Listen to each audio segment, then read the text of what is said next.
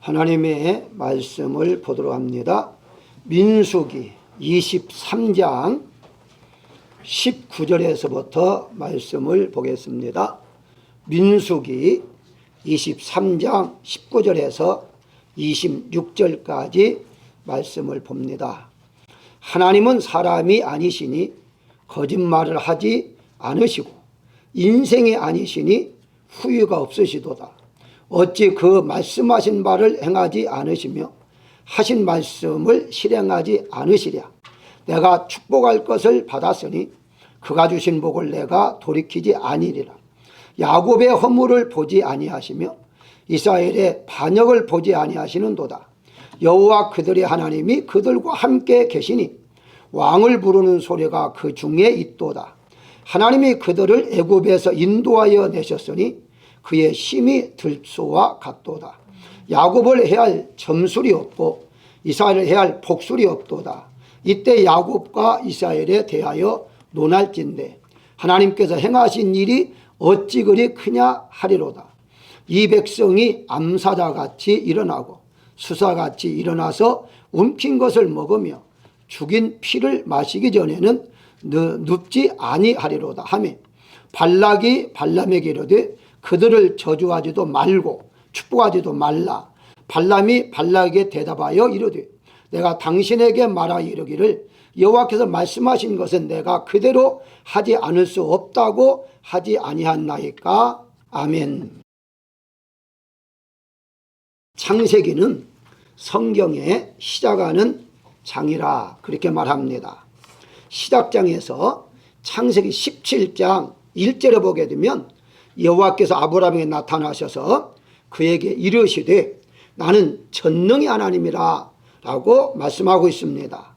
하나님 자신을 소개할 때에 나는 스스로 있는 자라 라고 모세에게 소개하고 아브라함에게는 전능의 하나님이라 라고 소개합니다. 오늘 본문에 와서는 23절에 보면 야곱을 해야 할 점술이 없고 이스라엘을 복술이 없다. 하나님이 지켜주는 자는 그 어떤 것을 가지고도 해할 수가 없다. 즉 하나님은 전능 하나님이기 때문에 하나님을 이길 대상이 없다 하는 말이고요. 성경의 중간쯤 가게 되면 에레미야서 32장 27절에 나는 모든 육체의 하나님이라 내가 능치 못할 일이 없다라고 말씀하고 있고요. 이제 성경의 마지막 장인 요한계시록 4장 8절에 보게 되면 주 하나님 곧 전능하신 이여 전에도 계셨고 이제도 계시고 장차 오실 자라 하면서 그 위에 6절 읽어보면 전능하신 하나님께서 통치하신다 라고 말하고 있어요. 제가 지금 중간중간만 소개해 드렸는데요. 공통점이 뭐냐라고 했을 때에 하나님은 성경에서 말씀하시기를 나는 모든 걸 할 수 있는 사람이다. 모든 걸 할 수 있는 신이다. 전능의 하나님이다 라고 지금 소개하고 있는 것을 볼 수가 있습니다. 자, 그런데 오늘 본문에 보니까 전능의 하나님께서 하나님이 하지 않는 것이 다른 것이죠. 다시 말씀드리면 하나님께서 못하시는 것이 있다라고 소개하고 있습니다. 즉 하나님께서 못하시는 것이냐 안 하시는 것이냐, 사실 엄격히 말하면 하나님이 하실 수 있지만 안 하시는 것이다 이렇게 말씀을 드릴 수가 있는데요. 번역상에 보게 되니까 이제 많은 번역들이 못하는 걸로 번역이기 때문에 오늘 제목만 하나님 못하시는 것이라고 제가 제목을 정한 것이지 사실은 안 하시는 것이다 뭐 이렇게 이제 여러분들이 이해하면 됩니다. 그렇다면 하나님께서 안 하시는 것이 무엇인가 몇 가지를 통해서 은혜를 나누고자 하는데요. 가장 먼저 19절에 보게 되면 하나님은 사람이 아니시니 거짓말을 하지 아니하시고 라고 말하고 있습니다. 하나님이 왜 거짓말을 못하신다고 말씀하고 있는가? 사람이 아니기 때문이다라는 거예요. 그러면 반대로 말하면 사람은 거짓말할 수 있다 이 말이거든요. 하나님은 거짓말하지 아니하시고 사람은 거짓말을 하는 자다 이렇게 말할 수가 있는데요. 이렇게 거짓말을 사람들은 하지만 하나님은 하지 않는다는 거예요. 왜 하나님 하지 않는가 라고 했을 때에 하나님께서는요 바로 진리의 하나님이시기 때문에 그렇다는 것입니다. 거짓의 반대가 진리잖아요. 그게 진리 하나님이시니까 거짓말 할 필요가 없는 거죠. 그냥 진리만 말하면 되는 것이지 거짓말하는 건 속이기 위해서잖아요. 정말이라고 속이기 위해서인데 하나님은 정말인데 속일 필요가 없잖아요. 예를 든다면은 진짜 다이아몬드라고 한다면은 이제 다이아몬드라고 하면 끝나요. 그런데 가짜라고 할 때는요 많이 수식을 붙여야 이건 어디서 났고 어쩌고 하면서 정말이다 정말이다고 해야 속이잖아요. 어쨌든 하나님께서는요 속일 필요가 없기 때문에 거짓말 하실 필요가 없다. 요한복음 8장 44절에 보게 되면 너희 아비 마귀에서 났으니 진리가 그 속에 없으므로 거짓을 말할 때마다 제 것을 한다 라고 해서 거짓말의 역사를 거슬러 올라보니까 마귀가 했다는 거야. 다시 말씀드리면 사단이 거짓말을 했다는 것입니다. 거기서 분명히 예수님께서 요한복음 8장 44절에 진리가 없기 때문이다 라고 말하죠. 자, 그렇다면 어떻습니까? 진리가 없다는 말은 진리의 말씀이죠. 진리의 성령이죠. 진리는 예수님이시죠. 그러면 결국은 예수님 내 마음이 없다거나 성령이 없다거나 말씀이 충만하지 아니하면 거짓말이 나올 수밖에 없다는 거예요. 그래서 이제 성령으로 충만하지 아니하면 사람을 속이는 일을 많이 하죠. 그중에 가장 중요한 게 이단들이 거짓말을 속이잖아요. 성경을 그대로 해석해 주지 아니하고 거짓말을 해서 자기가 교주, 자기가 하나님이다 그렇게 속이는 일을 많이 하고 있다는 것이거든요. 그렇습니다. 우리가 성령에 충만하지 아니하면 이제 우리로 거짓말을 할 수밖에 없기 때문에 우리는 거짓말을 하지 않는 사람이다. 왜냐? 성령이 우리 안에 계시고 예수님 믿기 때문에 우리는 거짓말을 하지 않는 사람이다. 이렇게 이제 보시면 되는 거죠. 창세기 18장에 보게 되면요. 하나님이 이제 나타나셔서 내년 이만 때면은 아브라함이 하는 말이에요. 천사를 통해서 아들을 줄 것이다. 그런데 장막 옆에서 사라 그 소리를 듣고서 속으로 웃었어요. 웃으니까 바로 이제 금방 아브라함이 말합니다. 왜 사라가 웃느냐? 그러면서 꾸중을 하는데요. 그 장면 여러분들이가 그대로 한번 번역해 볼까요? 사라가 속으로 웃고 이르되 내가 노릇이 하였고 늙었다는 거예요. 내 주인, 여기 주인은 아브라함 말합니다. 아브라함도 늙었으니 내가 어찌 낙을 두리요. 그 말은 어찌 내가 아들을 얻겠느냐? 불가능하다라고 말을 해요. 그런데 이 말을 그대로 이제 하나님께서 말씀합니다. 천사를 통해서 말씀을 해요. 어떻게 말씀하느냐? 난 이미 늙었고 내 남편 또한 뇌쇠했는데 라고 말을 해야 하는데 남편이 뇌쇠란 말은 뺐어요. 하나님 빼고서 사라에게 내가 늙었거늘 어찌 낙이 있겠느냐 라고 말을 합니다. 자, 이것을 이 자유신학자들은요 하나님도 거짓말했다는 거예요. 왜냐하면 사라가 한 말 그대로 말을 해야 하는데 왜 아브라함은 빼고서 사라 말만 가지고 말을 했느냐 이렇게 하면서 하나님도 거짓말하는 사람 이제 분이다 이렇게 자유신학자를 말하는데요. 그래서가 아니에요. 하나님 거짓말해서가 아니라 사라 자신 네가 믿음이 없어서 네 자신이 못 받아들이는 것이지 왜 아브라함까지 네가 말하느냐. 그 아브라함 늙었어도 하나님 지금 아브라함이 말하는 것이지 지금 사라에게 말한 게 아니거든요. 사라는 그냥 듣고서 그랬어요. 근데 놀라운 건요. 다시 거슬러 17장에 가게 되면 아브라함에게 아들 주겠다 할 때에 아브라함도 웃었거든요. 그런데 그때 아브라함 웃었을 때에 하나님께 꾸중하지 않았어요. 그럼 그는 무엇을 말하느냐. 아브라함을 통해 하나님께서는요 일을 하시겠다는 것인데 아브라함도 믿음이 없으니까 웃을 수 있었고 사라도 믿음이 없으면 웃을 수 있었겠죠. 그런데 문제는 사라 자신이 내가 늙었는데 어떻게 내가 아들 낳지? 이랬으면 끝났어요. 그럼 웃었으면 아무런 문제가 없었는데 나도 늙었고 아브라함도 늙었기 때문에 그래서 그 말했기 때문에 하나님께서는 아니다라고 부정할 수밖에 없었던 것이죠. 무엇을 말합니까? 하나님께서는요 모든 걸 할 수 있다라는 거예요. 할 수 있는데 왜 너는 할 수 없다고 말하느냐. 내가 아브라함 통해서 한다고 했지 너를 통해서 한다고 하지 않았잖느냐. 지금 그거거든요. 쉽게 설명하면 하나님은 하시는 것은 반드시 이루기 때문에 거짓말할 수가 없는 분이라고 말하고 있는 것이에요. 다시 말해서 하나님이 거짓말하지 않는 것은 곧 하나님의 약속은 반드시 이루어 주시겠다라는 그런 의미를 포함되어 있다는 사실을 알 수가 있습니다. 그래서 오늘 본문의 19절에 보게 되면 말씀을 시행하지 않으시랴 라고 말하죠. 그 말은 바꿔 말해 직역하면 말씀을 반드시 실행하는 분이시다. 하나님 한 번 약속하신 것은 반드시 하시는 분이다 라고 지금 말하고 있는 것이거든요. 하나님께서 거짓말을 안 하시는 이유가 무엇일까요? 우리에게 지금 성경 66권의 약속한 걸 다 이루어 주시기 위해서 거짓말할 필요가 없다라고 말씀하고 있습니다. 사랑하는 여러분들, 성경에 약속한 모든 약속이 여러분들의 축복이 되시기를 주의 이름으로 축원합니다. 두 번째 생각할 것은 하나님은요 구하는 것을 거절하지 못하시는 분이다 라고 성경은 말을 해요. 다시 20절에 보게 되면 내가 축복할 것을 받았으니 라고 말해요. 이게 무슨 말이냐, 발람이요 선지자잖아요. 발락이 돈을 주면서 좀 저주 좀 해달라. 그런데 저주하려고 하는데 막상 입을 열면 축복만 자꾸 나오는 거예요. 저주의 말이 안 나와요. 그게 자기도 얼마나 답답하겠어요. 몇 번 했는데 안 되니까 나중에 오늘 본문에 보내야 되니까 발락이 화가 나가지고 저주도 하지 말 축복도 하지 말아라, 입을 다물어라 그러잖아요. 그러니까 이 발람이 하는 말이 나도 저주하고 싶었는데 내 입에서 안 나온다고 하는 거예요. 그 축복만 나온다는 거예요. 그러니까 사실 따지고 보면은 이 발람 선지자 답답하죠. 왜 답답하느냐, 아니 좀 저주하기 위해서 돈을 받았는데 만약 자기가 저주하고 축복했으면 돈을 돌려줘야 하잖아요. 그래 그 입장에서도 답답한데 발락도 답답해, 시킨 사람도 답답하고 많은 사람들이 좀 답답하거든요. 왜 이런 일이 일어났냐 했을 때에 하나님께서 그렇게 하셨다는 거예요. 하나님께서 구하는 것을 거절하지 못하는 것과 어떤 무의가 있느냐라고 했을 때에 하나님이 이미 이스라엘 백성들을 축복해 주기로 약속을 했잖아요. 그 약속을 했기 때문에 축복을 달라는 것은 그것은 이제 하나님께서 주시겠지만 저주하라고 하는 것은 줄 수가 없어요.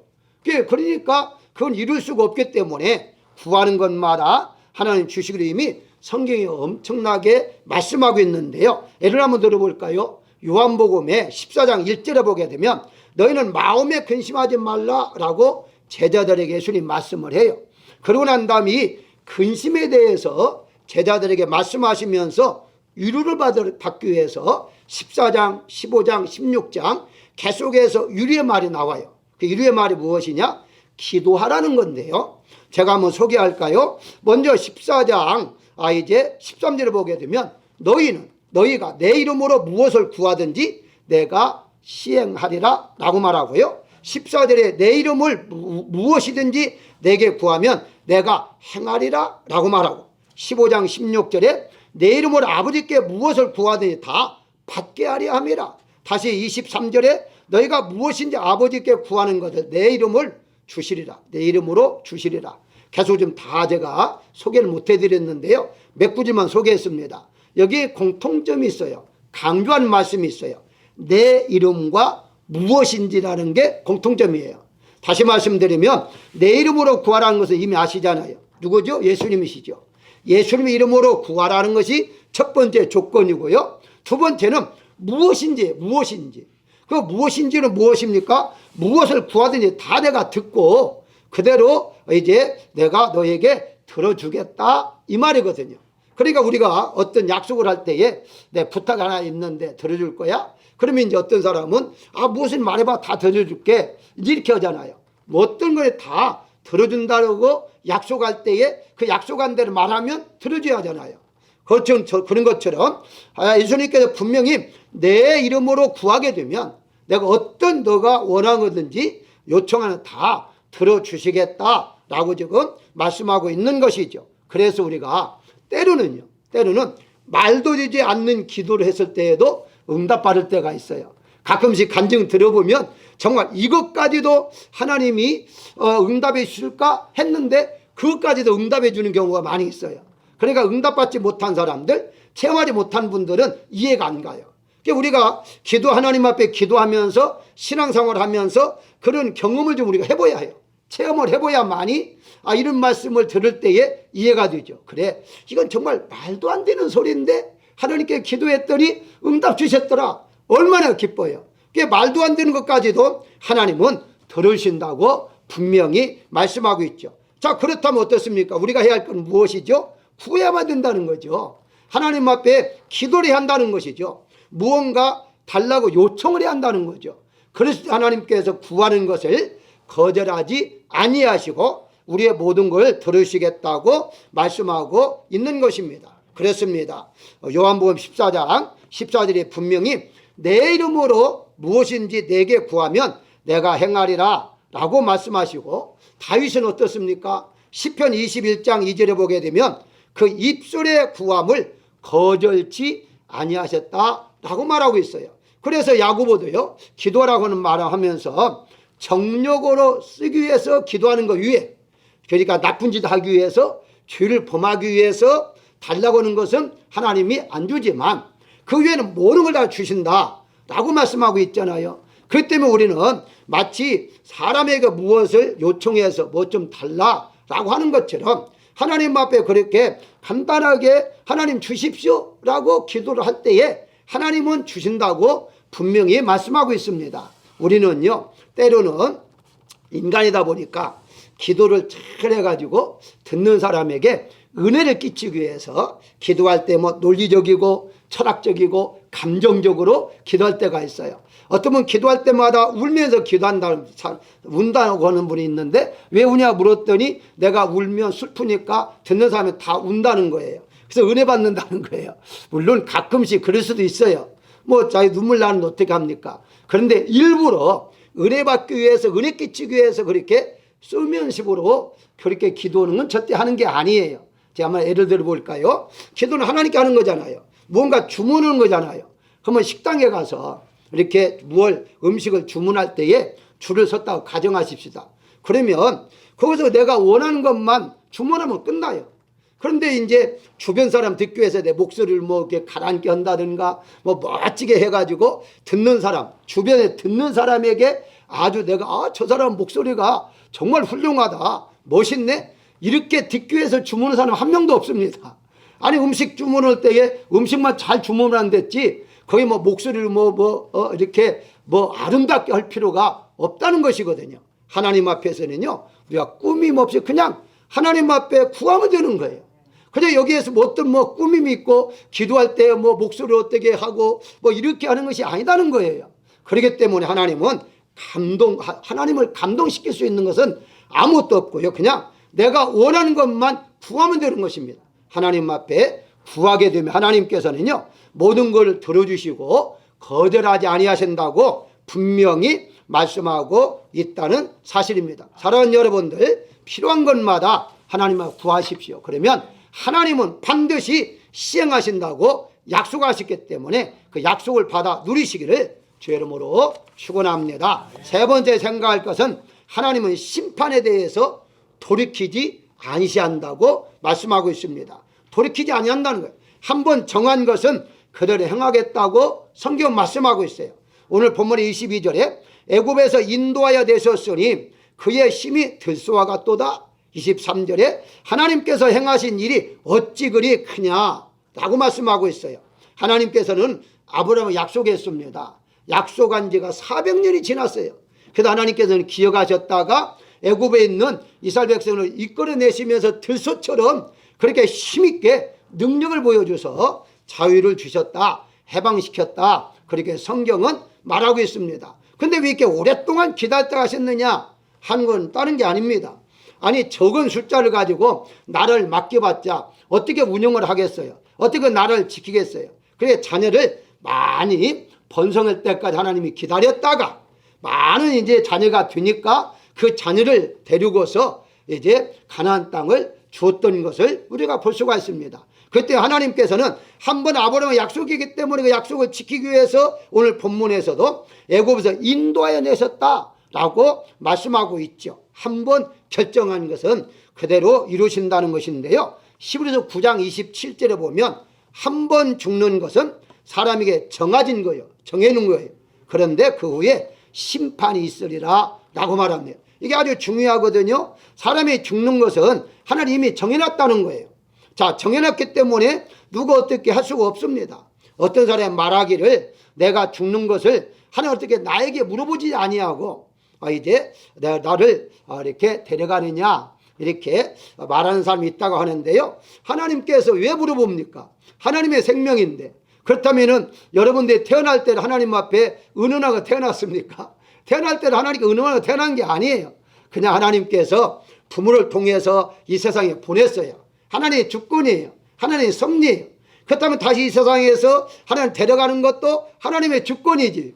여러분들에게 은은해서 너 어느 때 내가 데려가면 좋겠냐, 그렇게 은은할 필요가 없어요. 그럼에도 불구하고 우리는 내 자신, 내 계획, 내 생각대로 이게 되어지기를 원하며 사는 경우들이 너무 많아요. 전도서 3장 2절에 보게 되면 날 때가 있고 죽을 때가 있으며 라고 말하고 있어요.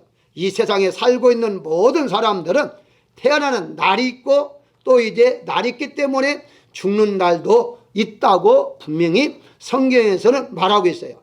누구든지 내가 원해서가 아니라 이 세상 살아가는 데 있어서 나는 이렇게 살고 싶다 해서 살아가집니까? 아니요. 내 마음대로 되지를 않아요.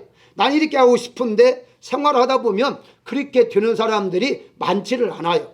무엇을 의미할까요? 내가 살아가는 과정도 사실 내 힘이 아니라 하나님이 허락할 때만이 가능하다는 것을 알려주고 있다는 사실을 우리가 알아야 할 것입니다. 누가복음 16장에 보게 되면 부자와 거짓 나사로의 비유가 나오잖아요. 거기에 보게 되면 심판이라는 단어가 있는데요. 그 심판이라는 단어가 뭐 지옥, 이제 지옥에 가는 것을 심판이라는 단어로 사용해요. 그런데 부자가 나사로가 죽어가지고 같이 이제 내세에 갔잖아요. 근데 이제 부자가 보니까 음부에서 아니 아브라함 품에 나사로가 안겨 있단 말이죠. 너무너무 힘들으니까 아브라함에게 이제 요청을 해요. 나사로를 통해서 그 손가락 끝에 물을 좀 찍어 내 혀에 대고 서늘하게 좀 해주십시오 라고 부탁을 합니다. 그러니까 얼마나 뜨거운 불에 고통을 당했으면 그 한 방울 손가락에 찍어서 물 한 방울만 혀에 조금 대달라라고 했겠어요. 여러분들이 목말라 봤으면은 아마 경험을 했을 거예요. 정말 목마를 때에는요, 그 한 모금이 엄청납니다. 그런데 그걸 이제 거절했어요. 그러다 보니까 또 한 번 요청합니다. 그러면 이제 그 나사로를 보내가지고 우리 형제들이 많은데 제발 형제들만큼은 나같이 예수님 안 믿고 지옥 오지 말고 예수님 믿게 좀 해달라. 죽었다가 살아난 자 가서 말하면은 알아듣지 않겠느냐. 그럴 때에 분명히 이렇게 거기에서 말합니다. 이제 그 고리, 여기 26절에 보게 되면 부자가 있는 음부와 이제 그 아브라함이 있는 곳 사이에는 큰 구렁텅이가 있다라고 말을 해요. 이 구렁텅이라는 단어가 뭐 표준말인데요. 그 표준말에서 한번 찾아봤어요. 이 국어사전에 계속 찾아봤더니 다른 말로 표현한 게 없더라고요. 다른 말로 표현한 게 있다면 험하고 깊은 어두움의 골짜기, 이 정도예요. 그러니까 큰 일에 사이가 있어가지고 여기서도 건너가지 못하고 거기서 건너지 못한다는 거예요. 다시 말씀드리면 지옥의 간사가 천국에도 못 오고 천국에 있는 자가 지옥도 못 가게 이제 하나의 사이를 줬다는 거예요. 그러니까 내가 예를 들어서 지옥 가고 싶어도 못 가는 것이고 천국에 지옥 간 사람이 천국 오고 싶어도 못 온다는 거예요. 자, 그런데 놀라운 것은요, 아브라함이 지금 말했지만 그 비유기 때문에 하나님 말씀하신 것이거든요. 그러면 하나님께서 말씀하셨다는 말은 하나님 그렇게 정해놓았다는 거예요. 하나님께 정해놓은 것은 하나님이 정했어도 약속을 지키기 위해서 그렇게 하지 않겠다는 거예요. 왜요? 하나님께서 얼마든지 지옥에 있는 사람 천국에 보낼 수도 있잖아요. 그럼에도 불구하고 한번 약속했기 때문에 이 세상에서만 이제 예수를 믿느냐 안 믿느냐, 믿으면 천국이고 안 믿으면 지옥이니까 그렇게 약속했기 때문에 그 약속을 지키기 위해서 심판하는 것은 돌이키지 않겠다고 분명히 말씀하고 있습니다. 그렇기 때문에 우리가 예수 믿는 건요, 이 세상에서 한 번의 기회지 내세에서 또 한 번의 기회가 없다는 사실을 우리가 안다면 이 세상에서 열심히 하나님을 믿고 살아야 할 것입니다. 정말 지옥이라는 것을 모르기 때문에 우리가 그냥 주일날도 그냥 뭐 믿음이 없는 사람 얼마나, 더군다나 요즘엔요 팬데믹이 있다고 보니까 그 어떤 목사님이 그러더라고요. 이제 돌아다니면서 여행도 다니고 그러면서 예배를 이제 드린다고 한대요. 어떻게 되냐? 온라인으로 드린다고 한대요. 온라인으로. 그런데 온라인으로 드리지 않으면서도 그냥 이제 거짓말을 하고 있는 거죠. 그러면서 예배를 드리지 않는 사람들이 너무 많아졌다 이렇게 말하더라고요. 왜 그럴까요? 예배는 드려야죠. 온라인 드리는 어떤 때 드려야죠. 근데 왜 그럴까요? 그 이유가 정말 그 지옥이 어떤 것인지를 모르기 때문에, 또 한 번밖에 기회가 없다는 것을 모르기 때문에 그 믿음을 소홀히 하고 있다는 사실을 우리가 알아야 할 것입니다. 사랑하는 여러분, 하나님은 한 번 정하신 것은요 반드시 이루시기 때문에, 그 반드시 이루신다는 사실을 안다면 우리는 이 세상에서 있을 동안에, 기회줄 동안에 하나님을 잘 믿어야 할 것입니다. 마지막으로 하나님은 죽지 않으시는 분이시다. 하나님 죽지 않으시는 분이다. 디모데전서 6장 16절에 보게 되면 오직 그에게만 죽지 아니함이 있고 가까이 가지 못할 빛에 거하신다 라고 말씀하시므로 하나님은 죽는 분이 아니다는 거예요. 하나님은 죽는 분이 아니다. 왜 하나님 죽지 않으실까? 태어난 적이 없으니까. 태어난 적이 없으니까 죽지 않으시는 거예요. 다시 말씀드리면 시작이 없으니까 마침이 없는 거예요. 아니, 성경의 요한계시록에 보게 되면 분명히 말을 했는데요, 거기에는 알파 오메가요 시작과 마침이라 분명히 하나님도 하나님 자신이 시작과 마침이 있다고 했는데 왜 그런 말씀하십니까? 라고 반문할 수도 있는데요, 그것은 다른 의미로서 말씀하신 것입니다. 다시 말씀드리면요, 히브리서 7장 1절에 예수님을 멜기세덱으로 비유하면서 말씀한 게 있어요. 평강의 왕으로. 거기에 보게 되면 3절에 시작한 날도 없고 생명의 끝도 없도다 라고 말을 해요. 시작한 날이 없다는 거예요, 하나님은. 왜냐하면 누가 창조한 분이 아니니까. 하나님 스스로 계신 분이기 때문에 시작이 없어요. 태어난 날이 없어요. 그러니까 자연스럽게 죽는 날도 없다는 것이거든요. 자, 이제 자연의 법칙을 보게 되면요, 창세기 1장에서 이런 말이 자주 나오잖아요. 저녁이 되며 아침이 되니 그래요. 아침이 있으니까 저녁이 있는 것이고 저녁이 있으니까 아침이 있는 거예요. 그건 세상의 시간의 자연의 법칙이에요. 그런데 하나님은요 시작도 없고 끝도 없어요. 그러면 왜 요한계시록에 나는 알파 오메가요, 이제 처음과 나중이요 시작과 끝이라 라고 말씀했느냐 하는 거예요. 여기서 두 가지의 의미가 있는데요, 하나는 시간적으로 의미를 줘요. 시간적으로 끝이 이제 끝없이 지속되는 시간, 영원한 시간이라고 그러죠. 질적으로 신의 성품의 생명을 말하고 있는데요, 여기서 시작과 끝이라는 말은요 시간적인 개념으로 말한 게 아니에요. 다시 말해 우리가 알고 있는 시간, 어제 오늘 내일 그런 개념으로 말한 게 아니에요. 하나님은 어제가 어디가 있어요? 내일이 어디가 있어요? 하나님 영원한 분인데, 영원한 건요 영원한 자체가 시작과 끝이 없는 거예요. 그런데 왜 시작과 끝이라 말했느냐 라고 했을 때에 질적인 면에서 우리를 그렇게 하나님처럼 이제 살도록 인도해 주시겠다라고 말씀하고 있어요. 무슨 말하느냐? 베드로가요 베드로전서 4장 6절에 보게 되면 육체로는 사람처럼 심판을 받으나 영어로는 하나님처럼 살게 하람이라 라고 그래요. 하나님처럼 살게 하기 위해서 우리를 인도해 주신다고 말씀하고 있어요. 그럼 하나님께서 사는 건 무엇입니까? 영원히 사는 것이죠. 영원한 세계에서 영원히 살게 하는 것, 그게 하나님처럼 살게 하기 위해서 역사하고 있다고 말씀하고 있어요. 무슨 말이냐? 한마디로 우리가 시작과 마침이라는 말은 하나님께서 우리를 구원시켜준 분도 하나님이시고 마치는 분도 하나님이시다. 하나님 영원 안에서 우리를 그 가운데 속에 과정을 통해서 역사하신다는 말이지, 하나님 자체가 시작과 있고 끝이 있다는 말이 절대 아니다는 거예요. 결과서는 하나님 안에서, 하나님 죽지 않으신 분이니까 우리가 왜 우리를 구원해 주시느냐? 죽지 않은 분이고 영원한 분이니까 우리도 영원히 살게 하기 위해서 우리를 이제 이끌어 가시고 인도하신다고 말씀하고 있습니다. 여러분들이 아실지 모르지만 니체라는 신학자가 있습니다. 니체라는 신학자가 하나님은 죽었다라고 선언했다고 하잖아요. 그래서 이제 그 전기에 읽어보게 되면요, 왜 하나님이 죽었느냐 했더니 하나님 너무나 오래돼서 늙어서 죽었다 이런 식으로 말을 해. 직접적으로 말하지는 않아요. 근데 그런 식으로 말을 해요. 무엇을 의미하느냐고 했을 때에 하나님도 인간처럼 오래 있으면 이제 지구도 오래 있으면 늙는 것처럼 그렇게 모든 게 다 오래되면 다 늙고 없어지는데 뭐 하나님도 그렇지 않겠느냐 이렇게 생각한 것 같아요. 어리석죠. 신학자인데 일반 사람도 아닌데 하나님 그런 분이 아닙니다. 하나님 시작이 없게 끝이 없는 분이기 때문에 이번에 다시 말씀드리면 우리 자신들이 영원히 살게 하기 위해서 하나님께서 우리를 시작하게 하고 우리를 끝맺으신다라고 분명히 말씀하고 있는 거예요. 그래서 이제 영원이다 하는 말 속에는요, 죽지 않는다는 말 속에서는요, 질병도 없다는 거예요. 고통도 없다는 거예요. 늙음도 없다는 거예요.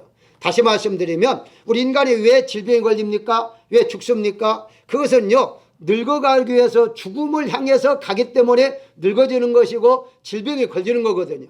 그러면 영원히 산다는 건 무슨 말이냐? 하나님께 우리에게 질병도 제거시키고 늙음도 제거시키고 영원한 나라는 늙지 않고 고통도 없는 나라다. 그래서 요한계시록 21장 4절에 보게 되면 모든 눈물을 그 눈에서 닦아주시니 다시는 사망이 없고 애통하는 것이나 곡하는 것이나 아픈 것이 다시 있지 아니하다 라고 말씀하고 있잖아요. 이제 말씀 나왔기 때문에 한 말씀 더 하고 지나갈까요? 어떤 분이 그래요.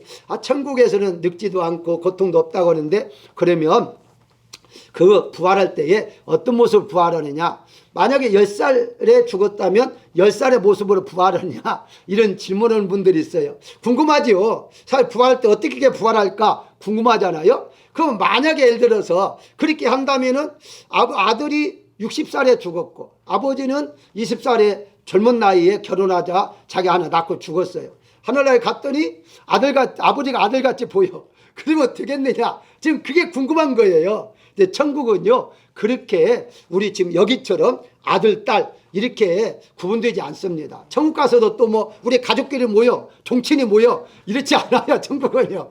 그냥 저분이 나의 아버지였구나. 저분이 나의 아내였구나. 이제 그 정도로 아는 걸로 끝나지 거기서 또다시 모여서 우리 식구끼리 살자, 우리 가족 대대로 같이 살자 이런 것은 아니다는 거예요. 그러니까 천국에 대해 잘 몰라서 그런 말을 하는데요. 어쨌든 하나님이 죽지 않으신 분이기 때문에 우리도 영원히 죽지 않게 하기 위하여 하나님이 우리를 구원해 주신다, 그렇게 말씀하고 있는 거예요. 사랑하는 여러분들, 이 세상에서는요 잠시 살 수밖에 없지만 내세는 영원히 삽니다. 천국은 영원히 끝이 없는 영원히 살 때에 우리 모두가 다 함께 영원히 사시기를 주의 이름으로 축원합니다. 결론적으로 말씀을 드리면 유명한 사람들이 남긴 말 중에서 이런 말이 있어요.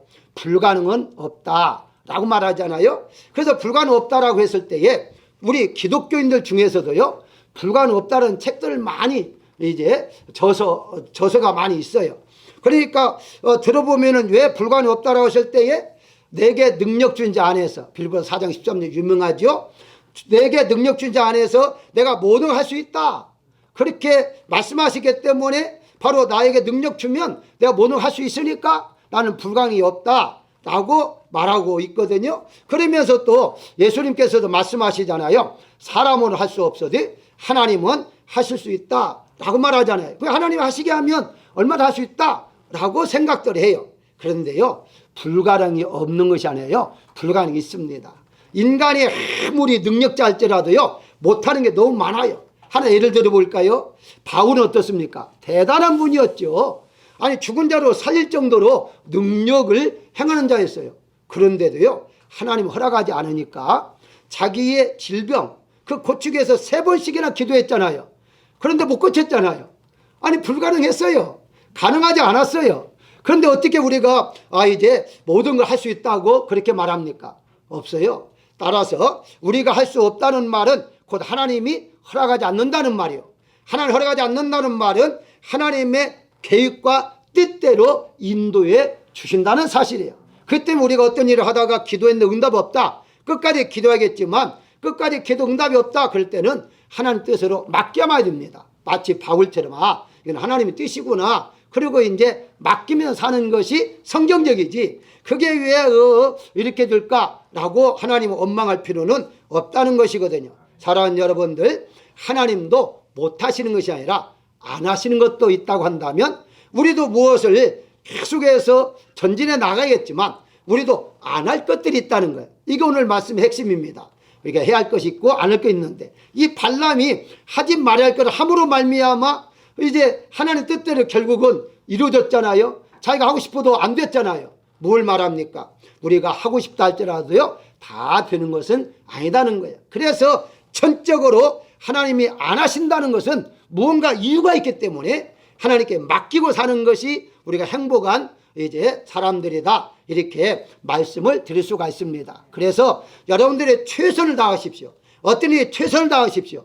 그럼에도 불구하고 그 뜻대로 안 될 때는 하나님 앞에 맡기는 것이고 하나님의 뜻대로 우리가 행하는 것이 성경적이다, 이렇게 말씀을 드릴 수가 있습니다. 하나님이 하시지 않는 것은 바로 여러분들에게 할 수 있도록 하기 위한 하나님의 은혜라는 사실을 믿으시고 이번 한 주간 동안도 승리하며 사시기를 주의 이름으로 축원합니다.